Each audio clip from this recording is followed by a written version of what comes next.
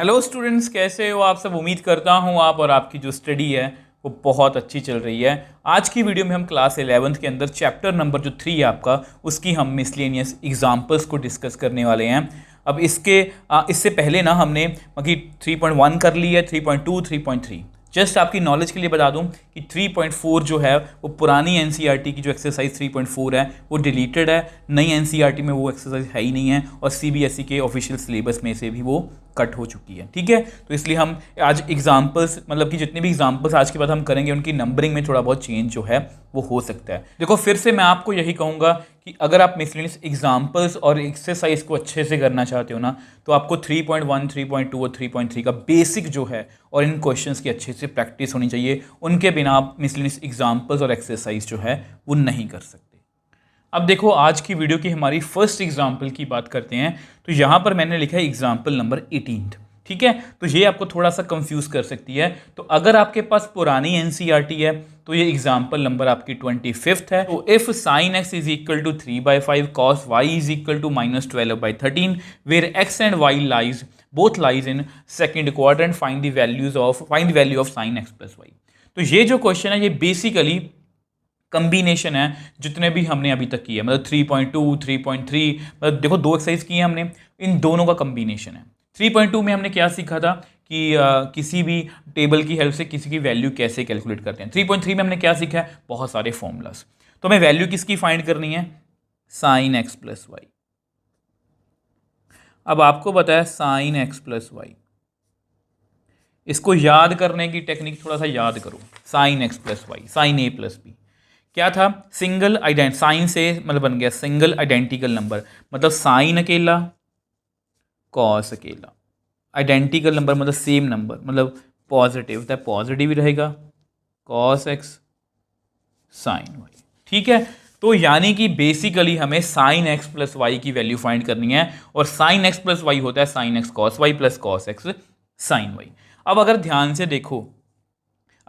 से देखो तो साइन एक्स की वैल्यू तो मुझे पता है, साइन एक्स की वैल्यू मुझे पता है, कॉस वाई की वैल्यू मुझे पता है। तो बेसिकली मुझे ना कॉस एक्स और साइन वाई की वैल्यू चाहिए। ठीक है, तो अगर मैं ये निकाल लूँ तो मेरा क्वेश्चन जो है मतलब कि वो हो जाएगा। ठीक है, इसको आप नंबर 1 देना चाहते हो, नंबर 1 दे दो। ठीक है, तो ऐसा करते हैं। अब आपको पता है नाउ, ये हमने बहुत बार की है साइन एक्स। अब साइन एक्स कितना है, 3/5। तो साइन एक्स से हम किसकी वैल्यू निकाल सकते हैं, कॉस एक्स की। अब इसको मैंने आपको निकालने का तरीका बताया था। आपको पता है साइन क्या होता है, पंडित बद्री प्रसाद करके हर हर बोले तो P/H। ठीक है, तो आपको पता है बाय पाइथागोरस थ्योरम, आपकी बुक में बहुत सारे फॉर्मूलाज यूज़ किए गए हैं, बट मैं आपको इसी मेथड से करवाता हूँ। क्लास 10th में भी हमने इसी मेथड से किया था। पाइथागोरस थ्योरम कहती है एच स्क्वायर हाइपोटेन्यूज का square is equal to perpendicular square plus base square.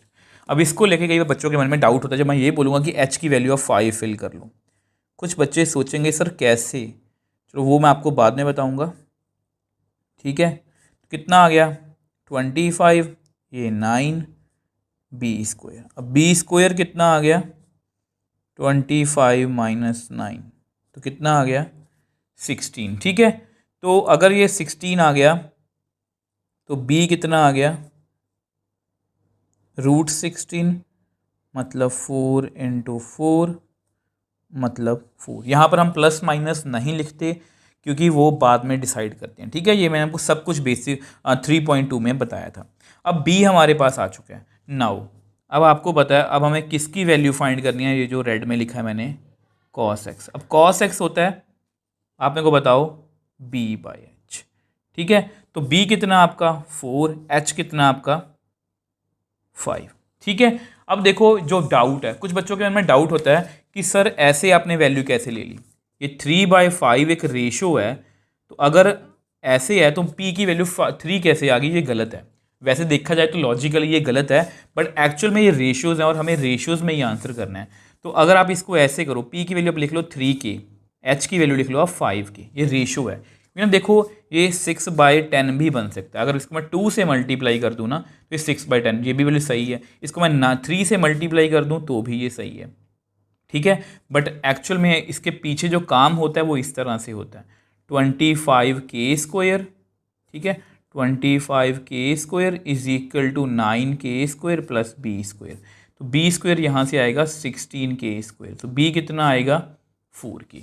तो जब आप b/h फिल करोगे, मतलब कॉस की value cos x 4k/5k, k cut जाएगा तो 4/5 आएगा, इसलिए हम k के झंझट में नहीं पड़ते, हमने डायरेक्टली इसकी वैल्यू निकाल ली। अब देखो, जैसा कि मैंने आपको बताया कि यहाँ पर ना ये भी लिखा गया x and y lies in second quadrant, since x lies in second quadrant. देखो हर एक बात का हम ध्यान रखेंगे, अब यही डिसाइड करेगा कि आपने क्वेश्चंस को कितने अच्छे से या बेसिक को कितने अच्छे से किया। देखो अब आपको पता है सेकंड क्वाड्रेंट में साइन और कोसेकेंट पॉजिटिव होते हैं, तो कॉस क्या होता है नेगेटिव, देयरफॉर कॉस x की वैल्यू कितनी आएगी -4/5। तो कॉस x की वैल्यू हमने जो है वो निकाल ली, कितनी -4/5।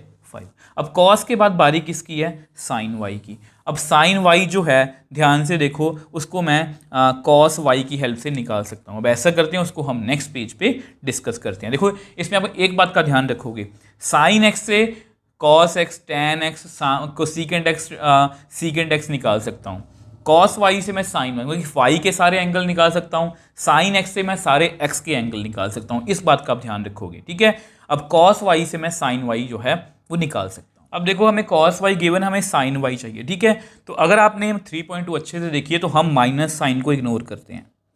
Late cos y is equal to 12/13। अब ये कितना होता है, यस b/h, और यहाँ पर हम k वगैरह नहीं लिखेंगे, बाय पाइथागोरस थ्योरम। फिर से पाइथागोरस लगाएंगे।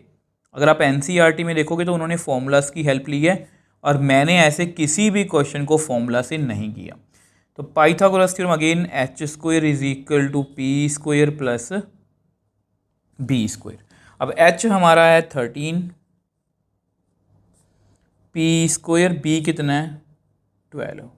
अब ये बन गया 169, p² 144, तो p² कितना आ गया 169 144, ये गया 525 आ गया। तो p कितना आ गया 5 × 5 में 25, तो मतलब 5 आ गया।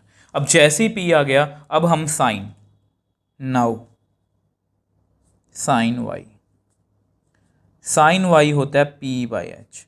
अब p हमारा 5 है और h हमारा 13 है। Now since y lies in second quadrant, अब क्योंकि ये सेकेंड क्वाड्रेंट में लाई करता है और साइन जो होता है वहाँ पॉजिटिव होता है, तो साइन y की वैल्यू कितनी आएगी +5/13। तो इस तरह से मैंने सभी वैल्यूज़ जो हैं वो निकाल ली। अब हमें वैल्यू की चाहिए किसकी, हमें चाहिए साइन x प्लस वाई की, तो वो वैल्यू भी हम जो है वो निकाल लें। तो अब देखो इसको सॉल्व करते हैं। ऐसा कोई भी क्वेश्चन आपको पेपर में घुमा फिरा के पूछा जा सकता है।